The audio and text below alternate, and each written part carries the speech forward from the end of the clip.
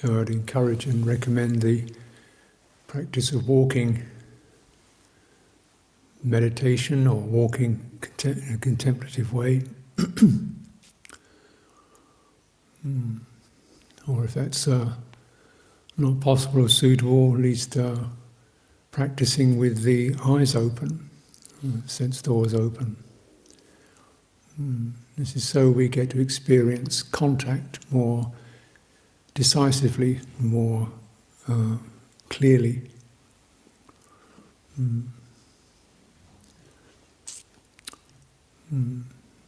And so walking in a contemplative way is not quite the same as walking to get anywhere, because that's not the point of it. The point of it is to experience movement, and to make the movement of the body as fluid and comfortable as possible.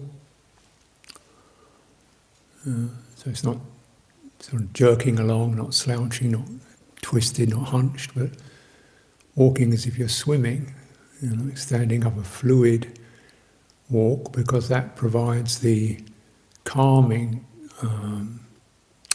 soothing aspect for citta, just as breathing in and out does the rhythmic process. Rhythm is soothing, if it's a soothing rhythm. So how fast you walk, how slow you walk is dependent on what meets your energies where they're at and brings them into good balance, attunement. You might need to pick up,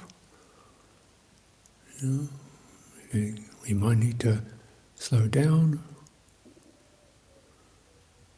you might need to walk small paces, longer paces. Try not to be just mechanical, like a kind of wind-up clockwork walker who shuttles to and fro on a meditation path. Just experience the body, how it walks, how it moves, its synergies, its connections between the legs and the back and the shoulders. And so ideally, walking in a contemplative way is a kind of subtle massage, exploration of the body's connectivity. Whereas when we think of it, we tend to think of walking as something legs do or feet do. This is very common, the body's kind of cut in half. So you combat that, just walk, beginning in your lower back, where the pelvis, top of the pelvis, and feel that lifting and turning of the pelvis. Keep the leg light. So if you're really aiming to lift and turn the pelvis and let the leg kind of trail out from the initial movement in the pelvis, in the lower waist region. Then you get the flexing in the waist, the abdomen. Leg is light, it's not tense, because we're not aiming to get anywhere. Just let it, roll it out. And then as it comes down, you feel the body sensing contact with the earth, and then shifting its weight onto one leg, allows the other leg to be lifted. Lifting from the hip, lifting from the lower back. And you get this turn. This rhythmic fluidity between the upper and lower body is what provides the calming, soothing and holistic aspect of citta cultivation. So not walking with our feet, walking with the whole body. How your shoulders angle to counterbalance the weight as you move along. It changes the torso. Torso slightly turns. At least that's my advice, because if it's not turning, what's happening? Legs are cut off, the body is somehow locked. Whenever the body's locked, tendency is then what occurs is energy goes up into the head. And we're thinking about walking, or trying to get it right, or trying to concentrate, or how long to do it for, or as if your head is directing the walking. Really, it's the body sensing its environment, You can imagine in the time of the Buddha, they didn't have nice, smooth, paved paths. You're walking through a dirt floor. So feet are quite sensitive. Whole body sensing its environment, its immediate environment. And contact. We feel space around us, we feel warmth or lack of it around us. We feel energy within us, slow or reluctant or pushy. And that's the way it seems. Internal world, external world. Seems like that, doesn't it? The internal world, the person lives in there, doing the meditation. External world around me, pleasant, unpleasant, beautiful, not very nice, long path, short path, external world. This is what the sense consciousness does. Divides the world, divides experience, the internal and external aspects. But if we really abide in citta, you see, actually, internal and external are slightly, they're dependent. They're not realities, they're not independent realities.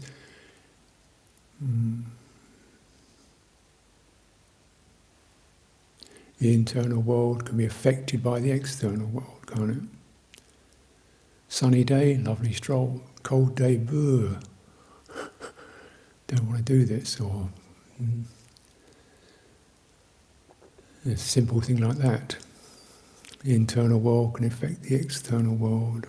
The external world, our moods, our eagerness, lack of it, can make the world seem very difficult, hostile, or comfortable.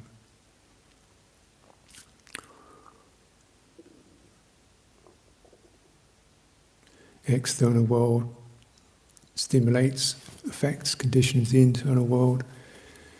Internal world conditions, affects the external world. To be walking along, one can experience cold, difficult, world out there. Another person, agreeable trees, shining light, space, rather pleasant.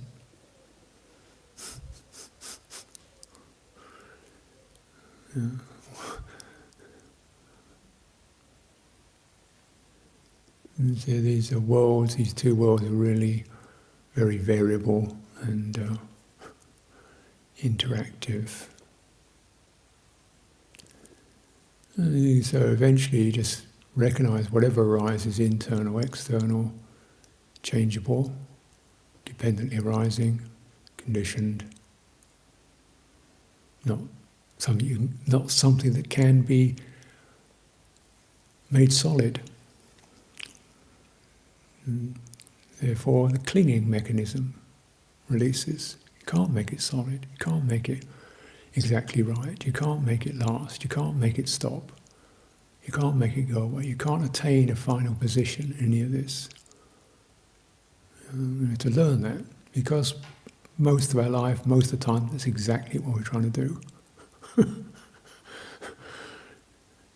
Carve out a position. This is bhava, becoming.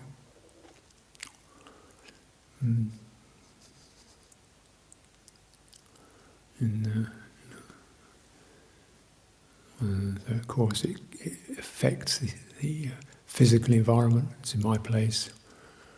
I like it this way. And more obviously, it affects our social environment. I've got my position in the sangha, in the monastery. It's that. Whatever it is, I want to know that. Fine. Safe in that, comfortable in that, okay in that. Not rejected in that, accepted within that, not there. There's a constant search, and then in meditation, can I get to that nice space, that state? Got it. I'm okay. And searching this fixity, and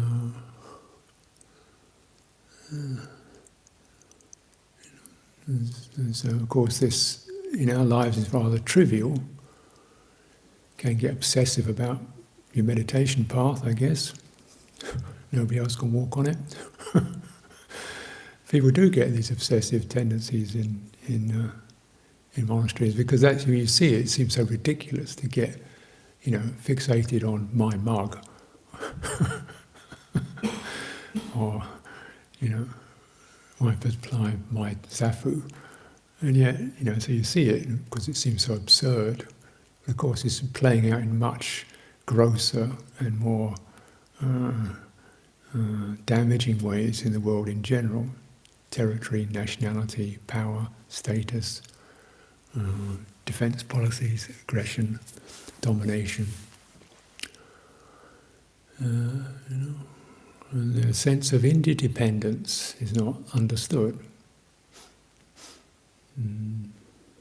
Dependent arising and interdependence.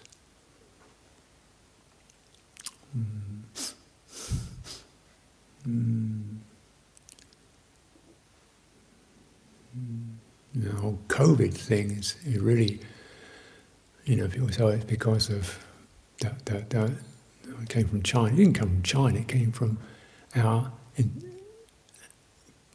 unchecked, abusive relationship to our fellow creatures.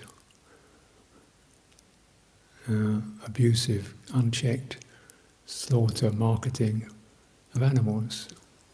So that the pathogens transfer from the animals to the humans. And we do that. It was the same with SARS, MERS, AIDS, West Nile virus, all of it.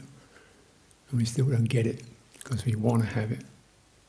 We're not prepared to live in a non-abusive relationship. So the way we support that, we don't say we're being abusive, we just don't recognise other creatures as having any real valid existence. Therefore there's no abuse, because there's nothing else there. The internal world of our appetites and habits and obsessions means that other creatures don't even figure in terms of that which is worthy or valid or to be receptive to. And that's the way it works. You get this bhavatana blots out. The fixation on me and mine blots out the other. We do it to other creatures, we do it to other humans. We do it to the past. We forget, we're not grateful, we blot that out. We don't own up to our faults and weaknesses, and we just shut it off. We don't recognise the mind states that are prevalent in the present come from causes and conditions that were established in the past and therefore need to be addressed compassionately, skillfully. We're just trying to find a safe place. We won't be bothered by things. Vibhava. Get me away from those things. Don't ever experience contact. Real contact. I want to experience the internal world being able to surmount and suppress the external world. Or get away from it. Defend, barricade, look the other way. And we do this to our own habits.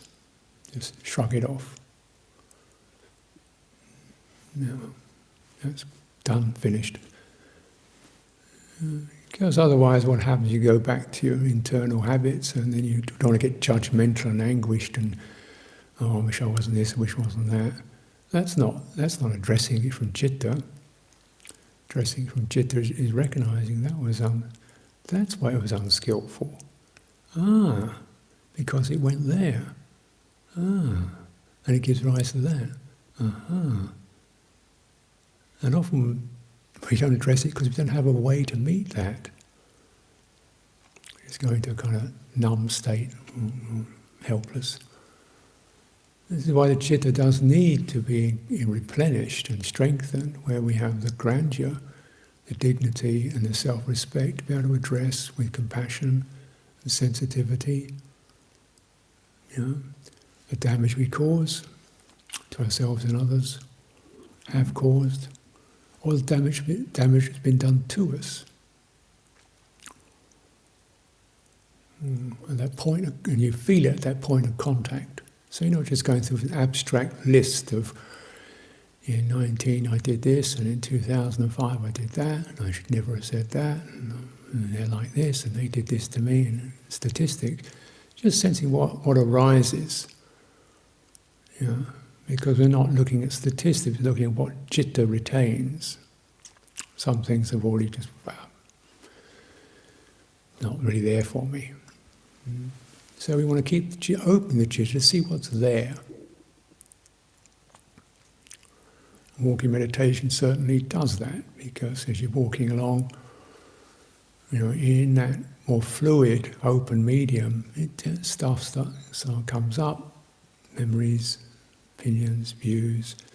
And you think, that's what.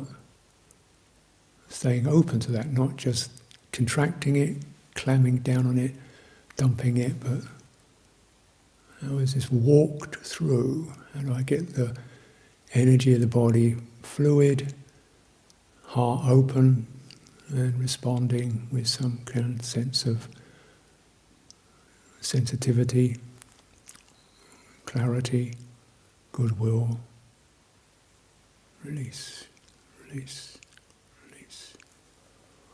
And this is the way. It's rather like you want to make the citta so it's healthy enough to do that, not just shrug it off. It's rather like I use the image of, if you want to take a thorn out of your foot, you might put, and it's been there for many years, you put the foot in warm water. So this flesh becomes softer. Sometimes then you can easily take it out because the flesh has opened up through the warmth. Do this with your citta. And place in something warm, comfortable, rhythmic, fluid. The citta fibers open up. There's that bit. Oh no. Let's have a look at that. Okay. Notice what was there. Relinquish. The regret, the self, the world that arises. Because what really is to be experienced beneath the stories, beneath the histories, contact, feeling, craving. Craving to get rid of something, craving to have something, craving to be something else, wishing it wasn't there. Dumping, forming worlds. You can find ourselves forming opinions about ourselves and others. It's her fault. Right, dumped. Nice, fixed it. That's her. It's his fault. Dumped, fixed it. Solid. Yeah. It's my father's fault. Yeah. Mother's fault. God's fault. And what are we doing? We're creating something solid that we can then try to dump. Get rid of that uncomfortable feeling, uncomfortable memory. It doesn't work, because you can do that for years. Blaming yourself, blaming others. Do it for years and it doesn't take the thorn out. Let's get to that. What's really being experienced is uncomfortable feeling, contact, and this arising volition, agitation, stirred. Let me get away. Stop. Want. Don't want. And you work on releasing that urge to get away, to have, and this sankhara, this activation. And how do you do that? Generally, it's what we're practicing with. But often it's recommended, what you see is these more fluid qualities. So breathing is fluid, it's not a fixed point. It's a fluid rhythmic energy. Walking is a fluid rhythmic energy. This gentle fluidity helps to just soothe that agitation, and that fixity loosens it. Loosens it.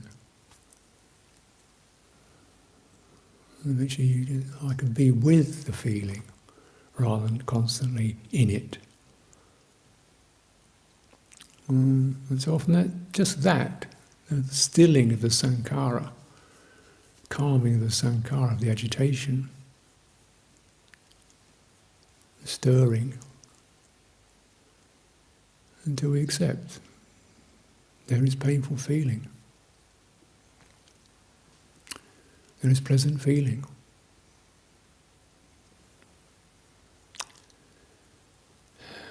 Yeah.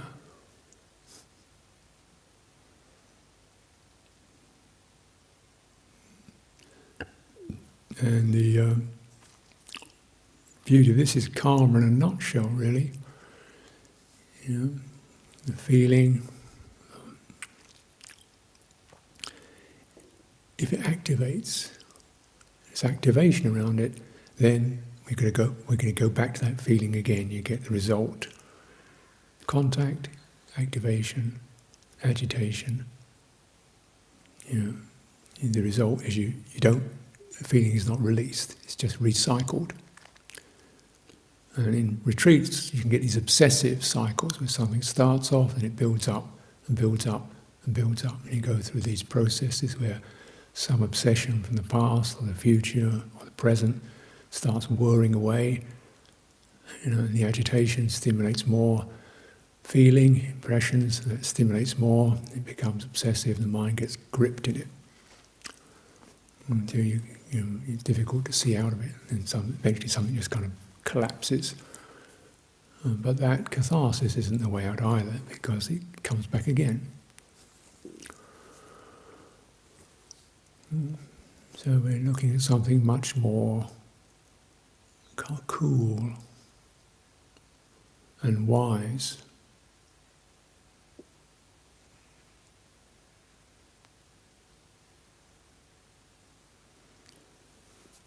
So we have the phrases liberation of citta and liberation of wisdom, or liberation by citta and liberation by wisdom.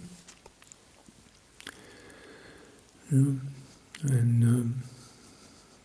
not to get too technical, but complete liberation by citta is really, a formless states, and whereby these synergies, these activations, don't occur. Because there's nothing to occur in. But the more accessible degrees of liberation of citta are liberation from greed, some degree of liberation from greed, hatred, confusion, so there's a sense of a steady, competent, focused citta, with a good degree of skillful faculties, indriyas, enlightenment faculties. And the liberation through wisdom occurs through healthy citta approaching contact, and releasing contact. Doesn't mean what we might immediately think. It means that don't contact. It means that the point of contact does not stimulate this stirred agitation. This is called ceasing.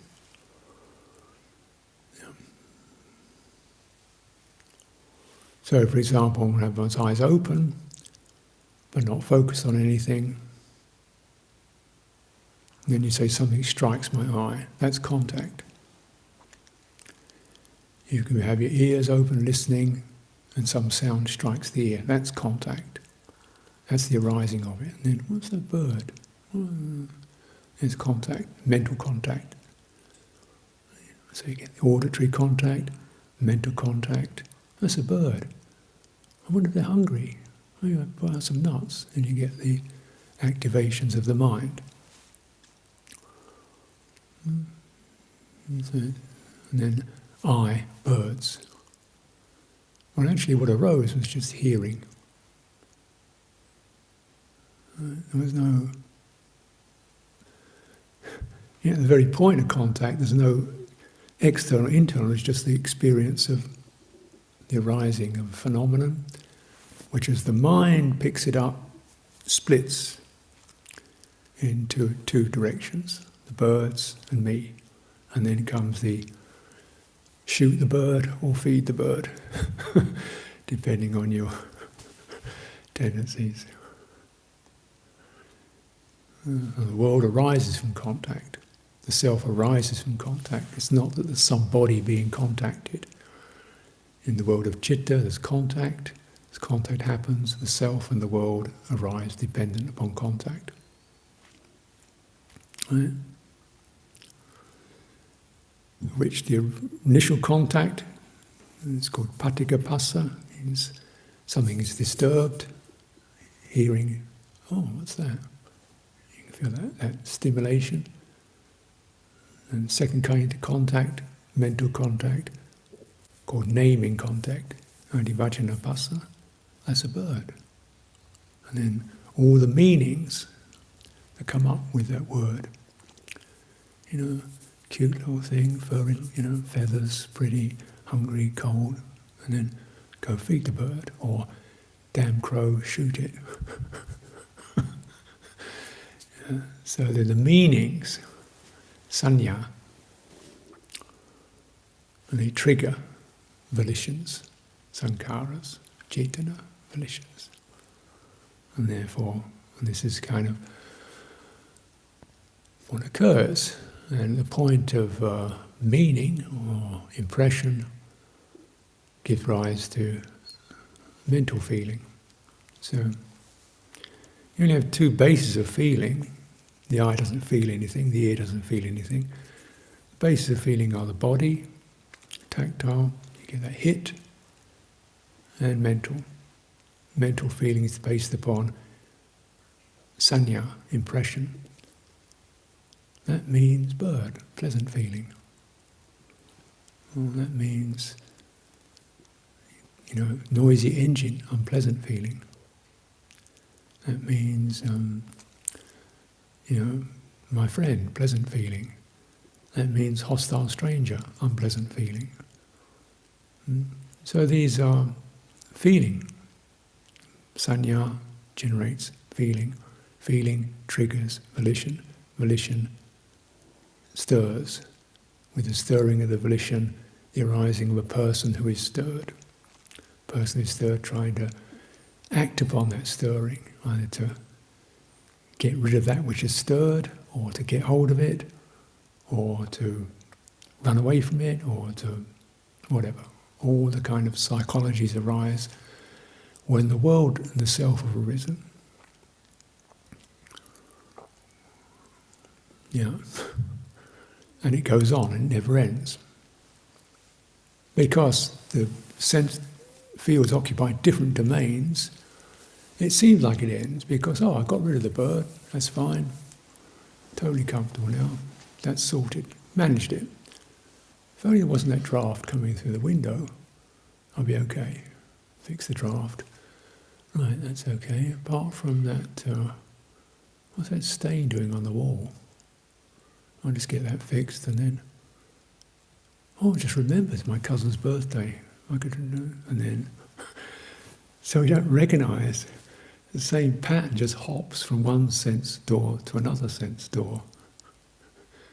And the pattern is create a fixed reality which will not bother me, which will be comfortable for me. And it hops. Because we keep hitting the place of discomfort, dukkha.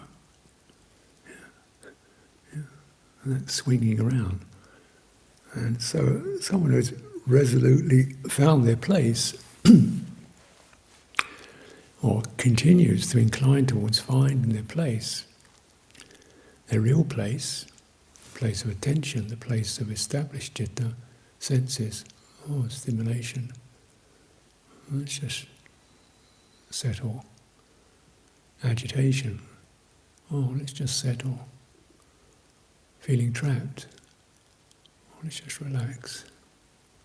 Feeling urgent.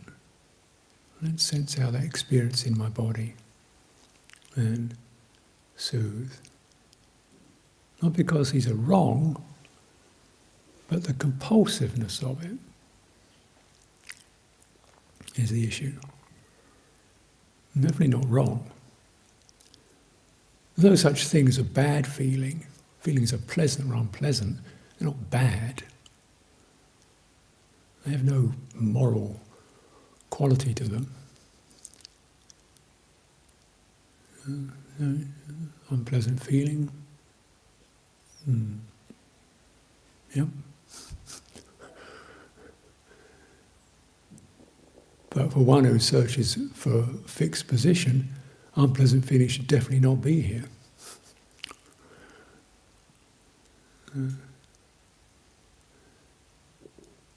Therefore, agitation. Pleasant feeling. Oh yeah, this is great. This is really having a good time, comfortable. What happens with that? Really just spread that out and settle in it and really anchor that down.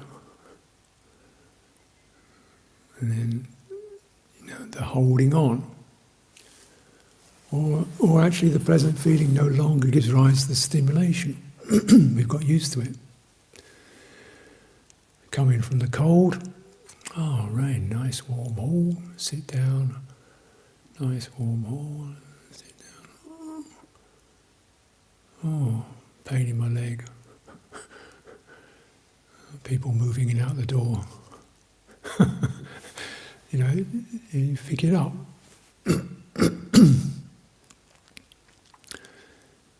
There's a sense when you're finding your place in citta, use the wisdom teachings, is to recognize where does contact cease. Now, once again, this doesn't mean we don't see anything. It means that arising of agitation doesn't occur, or if it does occur, we are moved to that, what's happening here, and deal with it. So it's brought to release. Samudaya nirodha, releasing, ceasing. And let it swing back. And this is certainly what walking meditation, in fact, is a good model, a good example, because it certainly occurs in sitting meditation, but mostly in sitting meditation we're dealing with like physical pain or energy states. I'm dull, I'm sleeping, I'm agitated, or mind states. And these are then something you can feel yourself locked in by. Whereas the walking does give you that moving energy that's independent from thinking mind. It does support a nice rhythmic fluid energy more fully, more vigorously than breathing does. Breathing is more subtle.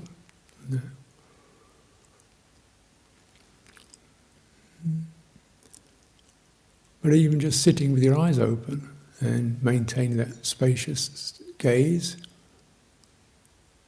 so you're not going out externally and you're not going in internally. One of the hindrances or one of the difficulties of sitting meditation is sit with your eyes closed, which I suppose most of us do most of the time. What can occur is you just go stuck internally into the internally generated world, and not necessarily in a wise, moderated way. It can become obsessive and stuck. So we do need to have the space around the mental stuff, emotional stuff, psychological stuff, in order to ventilate it, to find room for it to move, release, empty, cease, both for the immediate relief, but also for wisdom to understand that was that, and it's gone, and it was dependent upon that, and there wasn't somebody in there being this or being that, or was this or could be that. There wasn't. It was just this bunged up, clogged. Sanya, meaning, perception, agitation, which get impacted and held. Citta. Citta doesn't move in terms of space or time. It doesn't move up and down the path. It doesn't move, it doesn't live in citta viveka or anywhere else. It lives in its karmic domain. And that's where it will continue to live, in its karmic domain, in its world of inherited causes, potential conditions, and habitual effects, habitual results, until it has done the work of understanding and releasing it from that. And this is wisdom. So you have to kind of contact it with resources. With resources. There's always been the moderating teaching. Yes, certainly some citta effects are extremely empowering and delightful, powerful energies. Wise teachers would say, don't get lost in it. Use these to clear out what needs to be cleared, so you can do real work of getting yourself out of the cosmos, or release from the cosmos. Cosmos is much bigger than our physical geography, the cosmos of our psychologies, psychic energies, internal, external. There's a lot of stuff out there. And you can spend millennia trawling through all that, and you won't find the end of it in that. But in the ceasing of contact, then the cosmos does not arise.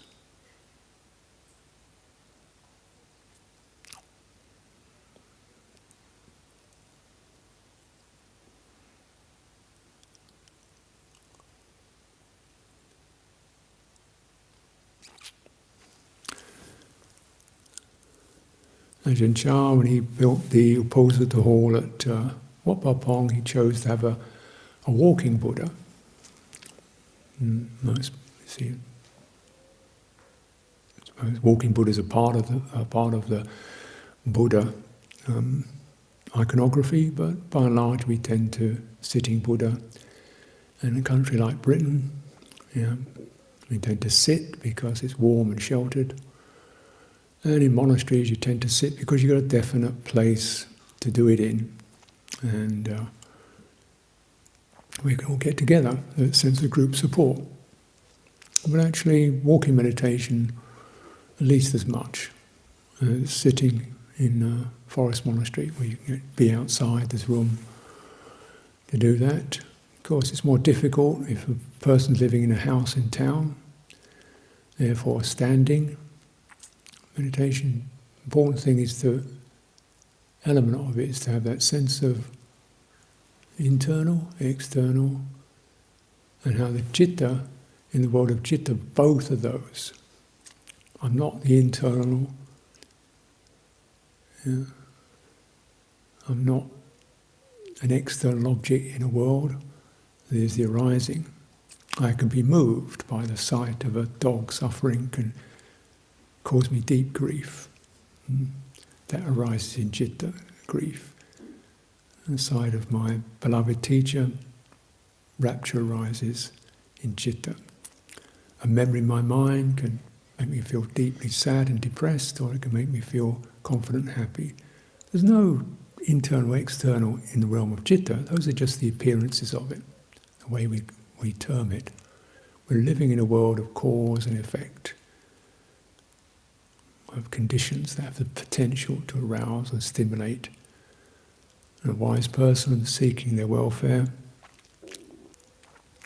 will certainly, first of all, incline towards those skillful conditions which don't just feel good, which certainly helps, but also nourish and strengthen. So yeah, the pleasant feeling is good, but the strengthening of firming up, of non-distraction, of confidence, of focus, these are the real lasting assets. And with these you can find your place, citta's place where it's upright. And you walk that through experience, checking, how's this touching me? The Bochar's monastery is again quite different from many other forest monasteries, community. Many forest monasteries, more solitude. People don't like community. And I think not everybody doesn't like them, but it's certainly because it's high contact. And the most significant thing to contact is, of course, the impressions of other people, of what we think other people think of us, our speech, our habits. These really stir things up. Luang Por Char's pretty much deep end approach. There you go, bonk. Right in the midst of it.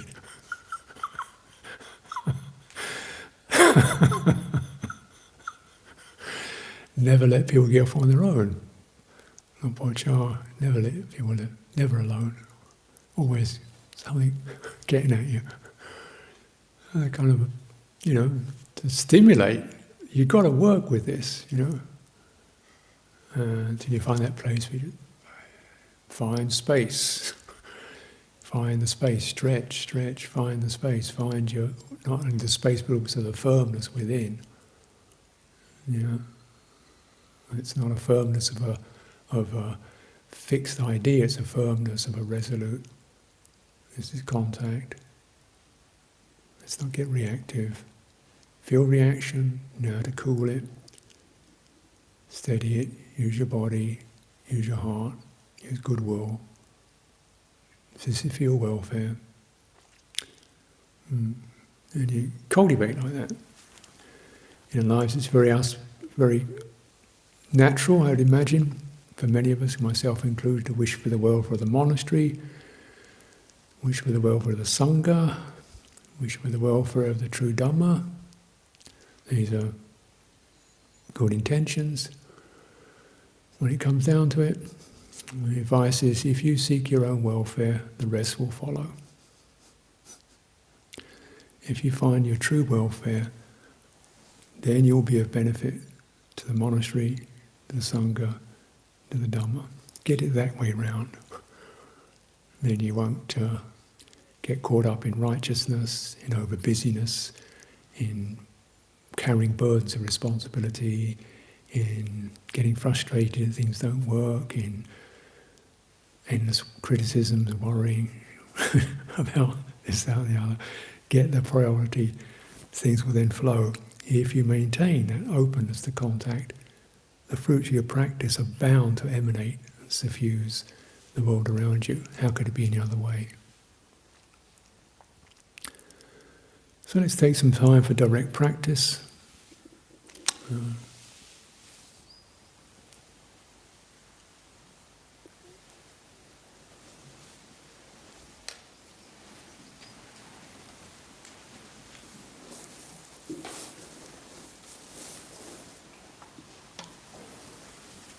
Good.